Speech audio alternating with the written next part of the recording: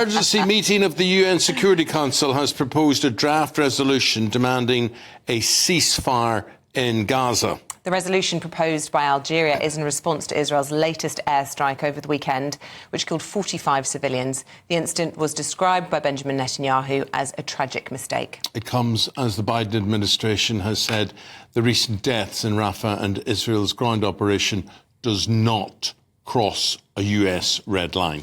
Well, let's discuss this in more detail with the political editor at the Jewish News, Lee Harbin. Welcome to the programme. Good to see you this morning. Goodness me, what a terrible few days we have seen. There was, of course, the strike on Sunday night, and I believe another 21 dead from further strikes. Where do you stand on all of this? What's your analysis? Can you see why Israel's becoming increasingly isolated on the international stage? Well, I think we actually need to go back to October the 7th, the horrendous Hamas massacre, and Israel's response and Israel's justification for responding in the way it did. It was to inflict maximum damage on Hamas and to bring the hostages home. 8 months on, I must ask, where are we now? There's still 130 hostages unaccounted for. I think it's fair to say Israel has taken out substantial numbers of Hamas operatives, including in Sunday's attack, where they took out a further 2.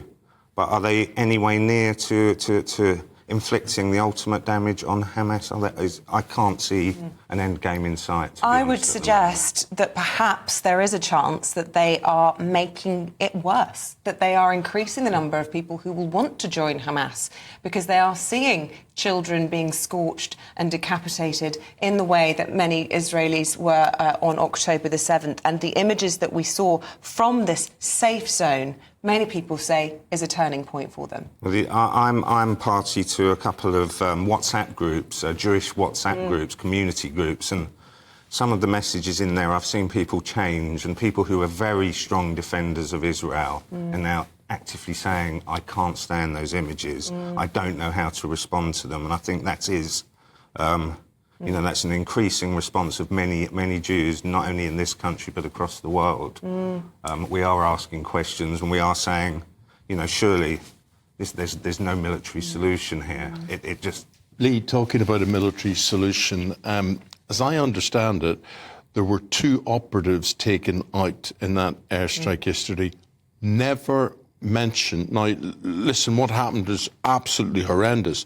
But what I'm trying to say is the objective that the Israeli forces are trying to achieve is not even being talked about, even if those were 2 very important operatives that were eradicated. Why is that message being lost? I would agree. I mean, I don't believe Israel has been particularly good at putting its message across. I thought the response to the Rafah attacks yesterday, I thought it was, it wasn't clear. It was a slightly confused message.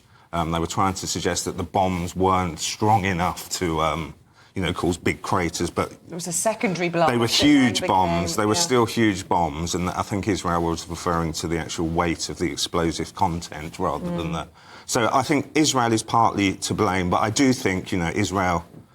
There is a bias against Israel, definitely out there. But Israel's often its own worst enemy. That's going to continue, yeah. As you said, Israel is its own worst enemy. I just want to make this point as well. I was in the West Bank November 2022 meeting with Palestinians, and these were quite, some of these Palestinians were quite active in the protests against settlers. But we sat down, there were 20 British Jews. They made us lunch, and they said to us, you've got to understand, at this point, we hate Netanyahu, but we hate Hamas as much as Netanyahu. I worry today whether they would still make the same point about Hamas. And because of Israel's response, people that, held a hand out to us are now being dragged further and further. So do you think that Netanyahu has catastrophically mismanaged this, or do you think he's between a rock and a hard place? Because actually, if you don't have the security of Israel, you don't have Israel. That's the whole purpose of its existence, is to create a safe place for a persecuted people. No, I agree. I agree that, it's a nightmare situation for Netanyahu, but he's also in a nightmare situation because of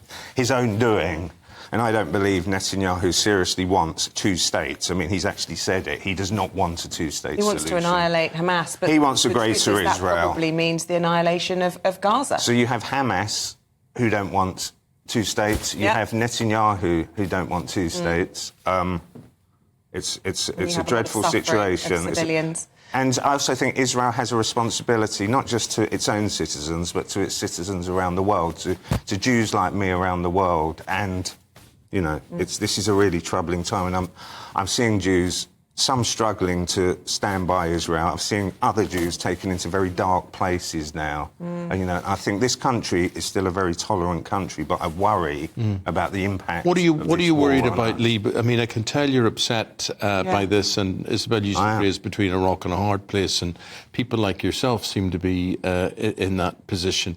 But you're trying to be apologetic for the state of Israel here, but you're finding it hard. I'm finding it hard. I've got family in Israel. I've got family living in Israel, so you feel it deep.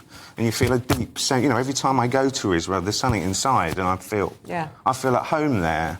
But I go to the West Bank and I see what's going on in Gaza now, and I'm struggling. And I'm not alone. I know I'm not alone. And but then, if you were in charge, if you had military authority, what would you be doing or suggesting now? What would you be withdrawing? Would you be coming to some sort of agreement, some sort of ceasefire, or plying on? Well, I'm not a military expert, it must be said, so I can't. But I think there's got to be negotiations in some way. There's got to be Qatar, particularly Biden. I think every European country, including us, who... I spoke to Keir Starmer yesterday. I interviewed him, and he was talking about our moral duty. And I do think there is one in this country. Well, he's we have a ceasefire and a two-state solution. I mean, there doesn't seem to be any appetite from the region. No, we need a process. Obviously, it's, you know, and to talk about go to Israel now and speak about a two-state solution. I mean, it's not on the agenda really. It's not there because people are, you know. You're critical of Benjamin Netanyahu personally. Yes.